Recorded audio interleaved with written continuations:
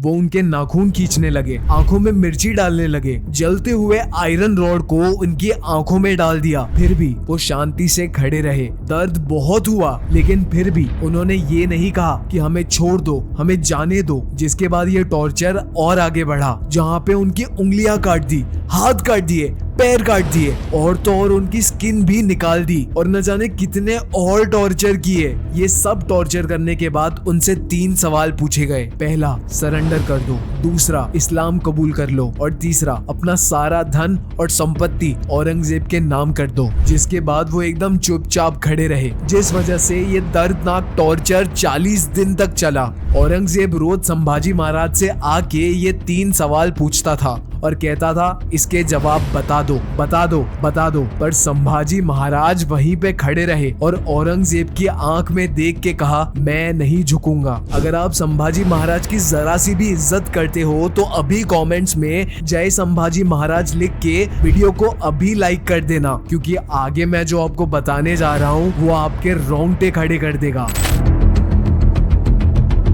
क्योंकि कैसे संभाजी महाराज ने विदेशी और मुगल अटैक को रोककर मुगलों की सल्तनत को बर्बाद कर दिया और कैसे छत्रपति संभाजी महाराज की 20,000 लोगों की आर्मी ने औरंगजेब की 8 लाख की आर्मी को दौड़ा दौड़ा के मारा, ये पूरे वीडियो में मैं आपको बताऊंगा। क्योंकि जहां भी संभाजी महाराज और मराठों को मुगल मिलते, मराठा मुगलों को चीर फाड़ के रख देते और आखिर में मुगल भी सोचने पे मजबूर हो जाते कि काश वो भी मराठा जैसे शूरवीर होते। 17वीं सदी में मुगल सल्तनत को सिर्फ 2 ही चीजों से डर लगता था। पहला, जंगलों में शेरों से और दूसरा, डेक्कन के मराठों से। तो दूसरे तरफ पूरे हिंदुस्तान पर मुगल सल्तनत का झंडा लहराने का सपना देखने वाला औरंगजेब लाखों की तादाद में सैनिकों को हाथी घोड़े देकर डेक्कन की तरफ भेजता। मुगल सैनिक आते तो घोड़े पर थे, लेकिन जाते 4 लोगों के कंधे पर थे। मराठों ने किसी को भी नहीं छोड़ा, सबको घसीट घसीट के मारा और इस तरह मराठों के हाथों बार बार पिटने पर औरंगजेब पूरी तरह से बर्बाद हो चुका था और इसीलिए उसने गुस्से में आके मुगल सल्तनत का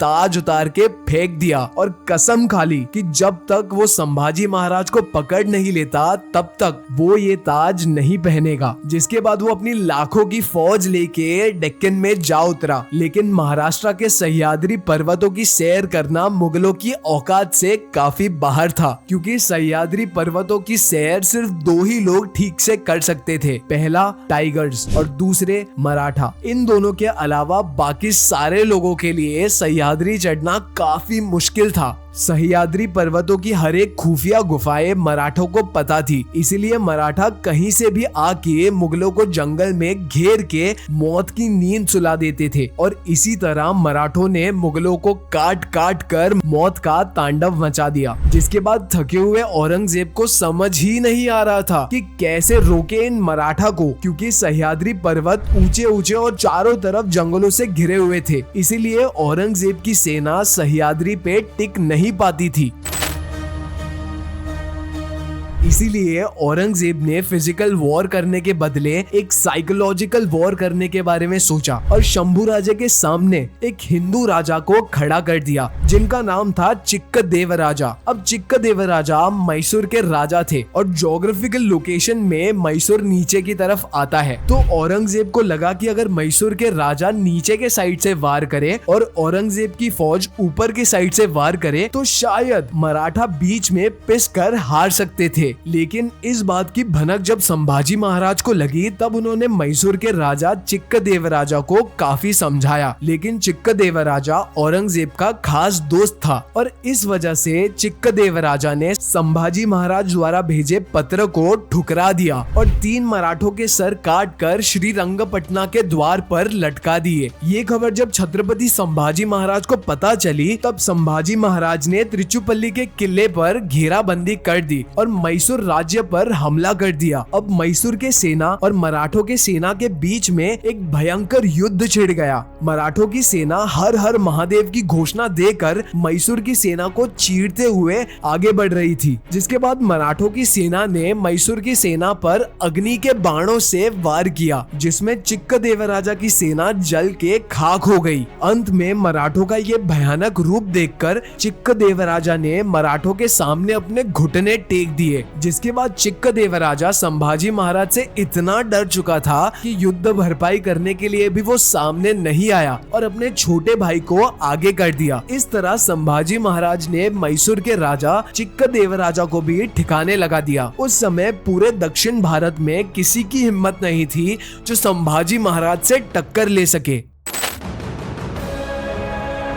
दक्षिण भारत में मार खाने के बाद औरंगजेब गोवा के पोर्चुगीज के साथ जाके मिल गया। गोवा में पोर्चुगीज द्वारा हिंदुओं की जबरन धर्म परिवर्तन करना अपने चरम सीमा पर था, पर शंभुराजे भी कहां रुकने वाले थे। गोवा में होने वाले अत्याचारों की खबर जब संभाजी महाराज को पता लगी, तब उन्होंने तुरंत गोवा के तरफ एक मोर्चा निकाला और हिंदुओं का धर्मांतरण करने वाले पोर्चुगीज को पेड़ से लटका लटका के मारा। अफ्रीका से आए हुए सिद्धियों को भी उन्होंने नहीं छोड़ा, सबको घसीटा और 12 सल्तनतों को धूल चटा दी हमारे संभाजी महाराज ने। दोस्तों, यहाँ पर ध्यान देने वाली बात यह है कि इस हिंदुस्तान की धरती पर छत्रपति संभाजी महाराज इकलौते ऐसे योद्धा थे जिन्होंने अपने 9 साल के शासन काल में 120 से भी ज्यादा युद्ध लड़े। और इससे भी गजब की बात तो ये है कि वो एक भी युद्ध नहीं हारे थे। एक ऐसा राजा जो कभी हारा नहीं था, जिन्होंने अपने पिता छत्रपति शिवाजी महाराज के हिंदवी स्वराज के सपने को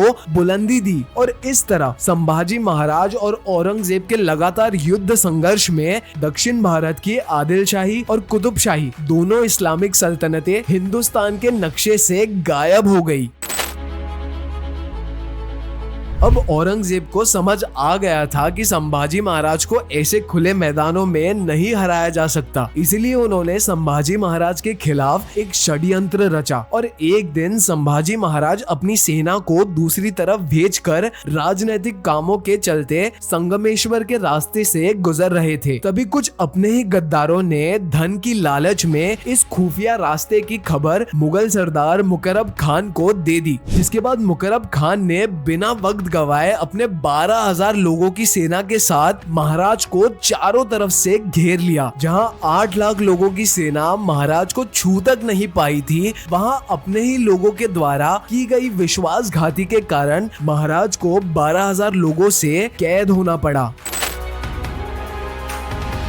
जिसके बाद संभाजी महाराज और उनके दोस्त कवि कलश को कैद कर लिया गया। ये खबर जब औरंगजेब को पता चली, तब उन्होंने आदेश दिया कि संभाजी महाराज और कवि कलश को जोकर के कपड़े पहनाए जाए और गधे पे बिठा बिठा के पूरे राज्य में घुमाया जाए। जिसके बाद कोई उन पर पत्थर फेंकता तो कोई उनके शरीर पे घाव करता तो कोई नाखून से उनके शरीर पे नोचता। जिसके बाद शरीर का ऐसा कोई अंग नहीं बचा था जिससे खून ना निकलता हो। जिस किसी हिंदू ने भी इस भयानक मंजर को देखा, उसका दिल एकदम से बैठ गया। अगले दिन जब संभाजी महाराज को औरंगजेब के पास लाया गया, तब संभाजी महाराज बिना सर झुकाए औरंगजेब के सामने अपना सीना तान के खड़े थे। तभी एक मुगल सरदार बोला, झुक जाओ आलमपना के सामने। जिस पर संभाजी महाराज के दोस्त कवि कलश बोले, राजा है वो, झुकेंगे नहीं झुकाएंगे। जिसके जवाब में औरंगजेब ने कहा, खामोश। जिसके बाद औरंगजेब अपने तख्त से नीचे उतरा और अल्लाह का शुक्रगुजार किया, मानो उसकी खुशी का कोई ठिकाना ही नहीं था। और ये सब देखते हुए संभाजी महाराज कवि कलश से बोले, कवि जी, अगर ऐसे प्रसंग पे तुम्हें कोई कविता सूझती हो तो बताइए। जिसके बाद कवि कलश कहते हैं, हाँ राजे, मुझे अभी एक कविता सूझ रही है।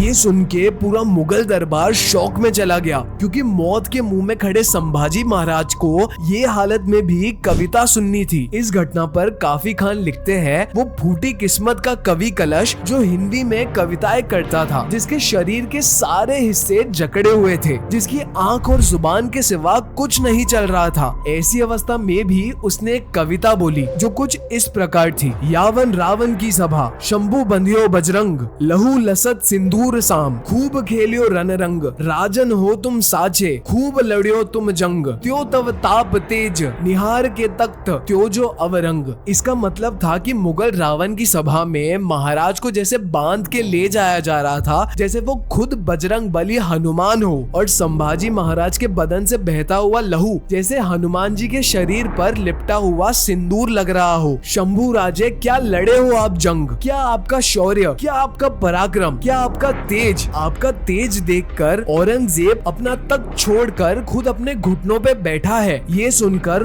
औरंगजेब गुस्से से गरज पड़ा और उसने कहा, ले जाओ इन दोनों को हमारे नजरों के सामने से दूर और डाल दो कारागार में। जिसके बाद औरंगजेब रोज आता और संभाजी महाराज से सवाल करता, तुम्हारे हीरे जवाहरात धन संपत्ति कहाँ रखी है, हमें दे दो। हमारे कौन कौन से आदमी तुम्हारे साथ मिले हुए हैं, उनका नाम बता दो। मराठा साम्राज्य को सौंप के हमारे गुलाम बन जाओ और इस्लाम कबूल कर लो तो आज ही जीवित बचोगे। लेकिन इस पर संभाजी महाराज का जवाब कुछ इस तरह था, धर्म मतलब आस्था, और आस्था बदली नहीं जाती औरंगजेब। संभाजी 1000 बार जिएगा, 1000 बार मरेगा, मगर अपना धर्म कभी नहीं छोड़ेगा। तभी औरंगजेब बोला, अरे कैद में तू है या मैं, तुझे हमसे डर नहीं लगता संभाजी? तभी संभाजी बोले, नहीं औरंगजेब, हमें किसी से डर नहीं लगता, लेकिन हमारे होने से सबको डर लगता है। जिसके बाद औरंगजेब आंख बबूला हो गया और उसने कहा, इन दोनों को कड़ी से कड़ी सजा दो। जिसके बाद धीरे धीरे संभाजी महाराज की खाल को खींचा गया। दर्द ज्यादा हो इसलिए जख्मों पर नमक डाला गया, आंखों में मिर्ची डाली गई और बालों को खींचा गया। शरीर से मांस के टुकड़े निकाल कर कुत्तों को खिलाए गए, उंगलियां काटी गई, हाथ काटे गए, जलती हुई आयरन रोड को आंख में घुसाया गया, जुबान काटी गई और हर रोज उनके शरीर के अंग को काटा जाता था। जिसके बाद 40 दिन तक औरंगजेब की हैवानियत का कारवां चलता रहा। जिसके बाद संभाजी महाराज ने अन्न जल का त्याग कर दिया। पहरेदारों के लाख समझाने के बावजूद भी संभाजी महाराज ने उनकी एक नहीं सुनी। संभाजी महाराज का समय अब निकट आ चुका था, इसलिए पहरेदारों ने जाके ये बात औरंगजेब को बता दी और 11 मार्च 1689 को अमावस्या के दिन संभाजी महाराज को औरंगजेब के पास लाया गया और दरबार के लोग कहने लगे कि संभाजी महाराज को जिंदा रखना खतरे से खाली नहीं है, इसीलिए इसे जल्द से जल्द खत्म कर दो। जिसके बाद आखिरी बार औरंगजेब राजे से कहने लगा, संभाजी मान लो हमारी इन शर्तों को, इस्लाम कबूल कर लो, जिंदा छोड़ दूंगा। लेकिन संभाजी महाराज अपने धर्म और स्वाभिमान से थोड़ी पीछे हटने वाले थे। जिसके बाद अंत में औरंगजेब कहने लगा, हार गया मैं संभाजी, अगर मेरा एक भी बेटा तेरे जैसा होता तो मैं हिंदुस्तान क्या पूरे विश्व में अपने मुगल सल्तनत का परचम लहराता। जिसके बाद औरंगजेब के आदेश पर संभाजी महाराज को हाथी के पास लाया गया और वहाँ पे उनके शरीर के टुकड़े टुकड़े करके उन सारों को औरंगाबाद यानी आज के छत्रपति संभाजी नगर और वहाँ से बुरहानपुर और अंत में दिल्ली के दरवाजे पे उनका सर लटका दिया। मौत अगर सामने हो तो इंसान न जाने क्या क्या बड़बड़ाने लगता है, लेकिन संभाजी महाराज स्वाभिमानी थे, क्योंकि उन्होंने नहीं कहा कि मुझे छोड़ दो, मुझे जाने दो, मुझे शरण दे दो। अगर वो चाहते तो औरंगजेब के सामने झुककर बड़े अय्याशी और आराम की जिंदगी जी सकते थे, लेकिन धर्म और स्वाभिमान का सौदा उन्होंने कभी नहीं किया। अगर हमारे पैर में एक छोटा सा कांच का टुकड़ा भी घुस जाता है तो हम वो चीज को पकड़ के 10-12 दिन तक रोते रहते हैं। पर सोचो संभाजी महाराज ने बिना एक आवाज किए वो दर्द कैसे सहा होगा। आखिर ये सब की क्या जरूरत थी? सच कहूँ तो उन्हें अपने पिता छत्रपति शिवाजी महाराज के हिंदवी स्वराज के सपने को पूरा करना था। छत्रपति संभाजी महाराज की मृत्यु के बाद मराठों में मानो आग सी लग गई, जिसके बाद वो खूब लड़े और मुगल सल्तनत को उखाड़ के फेंक दिया। तो दोस्तों, अगर आप संभाजी महाराज की जरा सी भी रिस्पेक्ट करते हो तो चैनल को सब्सक्राइब और वीडियो को लाइक किए बिना बिल्कुल मत जाना और कमेंट में जय संभाजी महाराज जरूर लिखना। मैं मिलता हूँ ऐसे ही वीडियोस के साथ। Until next time, peace out.